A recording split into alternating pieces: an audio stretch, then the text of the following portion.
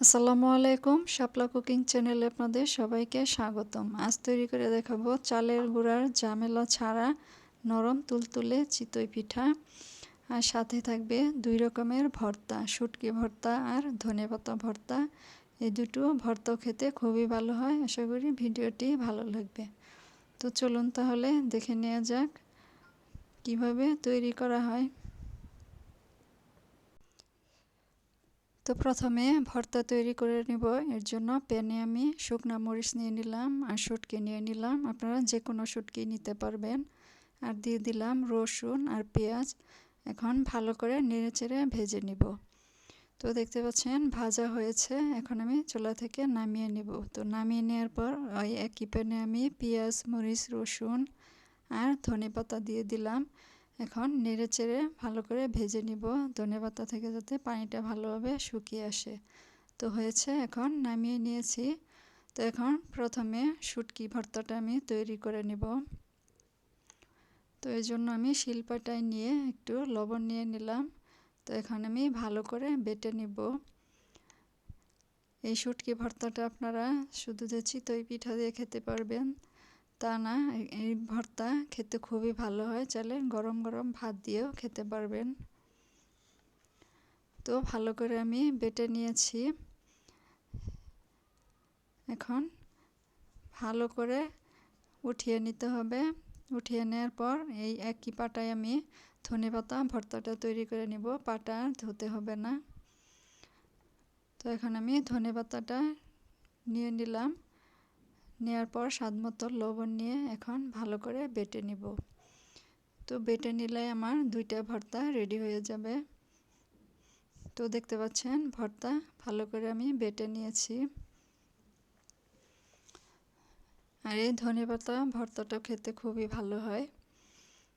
চিতই পিঠা দিয়ে খাওয়ার জন্য 2টো ভর্তাই রেডি।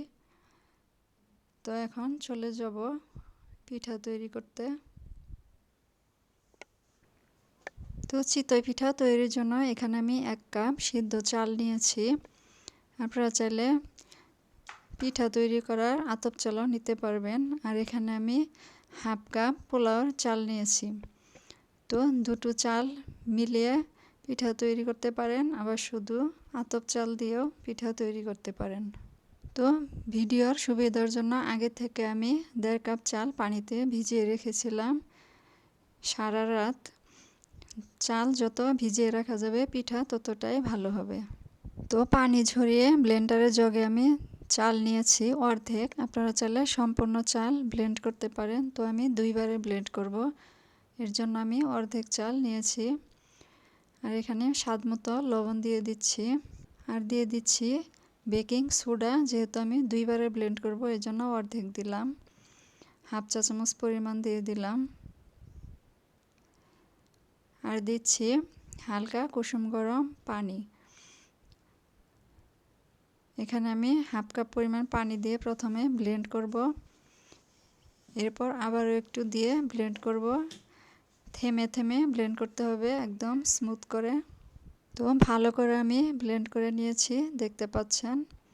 তো আমি 2 বারে ব্লেন্ড করেছিলাম। তো সম্পূর্ণ ব্যাটার আমি নিয়েছি, দেখতে পাচ্ছেন। ব্যাটারটি বেশি পাতলাও হবে না, ঘনও হবে না। ব্লেন্ড করতে আমার 1 কাপ পরিমাণ পানি লেগেছিল। এখন ব্লেন্ডারটা ধুয়ে আমি অল্প একটু পানি দিয়ে দিলাম।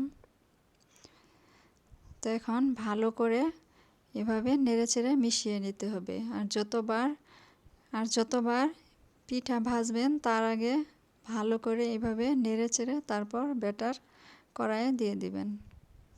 তো এরকম ব্যাটার হয়েছে, বেশি পাতলাও না আবার বেশি ঘনও না। তো পিঠা ভাজার জন্য প্রথমে হাই হিটে লোহার কড়াই ভালো করে গরম করে নিতে হবে। যখন দেখবেন এরকম ধোঁয়া উঠবে তখন তেল দিতে হবে। তেল দিয়ে পরিষ্কার ভিজা একটা কাপড় দিয়ে ভালো করে মুছে নিতে হবে। এতে করে পিঠা সহজেই উঠে আসবে, তলায় আর লেগে যাবে না। তো এখন আমি ব্যাটার দিয়ে দিচ্ছি। তো দেওয়ার পর এখন আমি ঢেকে দিচ্ছি। 2 থেকে 2.5 মিনিট অপেক্ষা করলে দেখবেন পিঠা হয়ে যাবে। তো চুলার আঁচটা মিডিয়াম রেখে তারপর পিঠাগুলো আমি ভেজে নিয়েছি। তো ঢাকনাটা আমি খুলে নিচ্ছি, দেখতে পাচ্ছেন। তো পিঠা অনেক জালি জালি ছিদ্র হয়, তো এইভাবে করে সবগুলো পিঠা ভেজে নিব। তো প্রত্যেকটা পিঠার ব্যাটার দেওয়ার আগে আবারও ভালো করে এভাবে মুছে নেবেন, তাহলে পিঠা সহজেই খুলে আসবে। তো এখন মুছে নেওয়ার পর আবারও আমি ব্যাটার দিয়ে দিলাম। তো এইভাবে করে সবগুলো পিঠা আমি ভেজে তারপর আপনাদের দেখাচ্ছি। তো এই তো দেখতে পাচ্ছেন সবগুলো পিঠা আমি ভেজে নিয়েছি। পিঠাগুলো কতটা ছিদ্র হয়েছে আর নরম তুলতুলে, এটা ভর্তা দিয়ে খেতে খুবই ভালো লাগে। একটু ভেঙে আপনাদের দেখাচ্ছি যে কতটা নরম তুলতুলে আর জালি হয়েছে। দেখতে পাচ্ছেন একদম জালি জালি হয়েছে আর নরম তুলতুলে, খেতে খুবই ভালো হয়। এখন শীতকাল, এইভাবে চিতই পিঠা বানিয়ে ভর্তা দিয়ে খেতে পারেন। তো আজকের মতো বিদায় নিচ্ছি। আল্লাহ হাফেজ।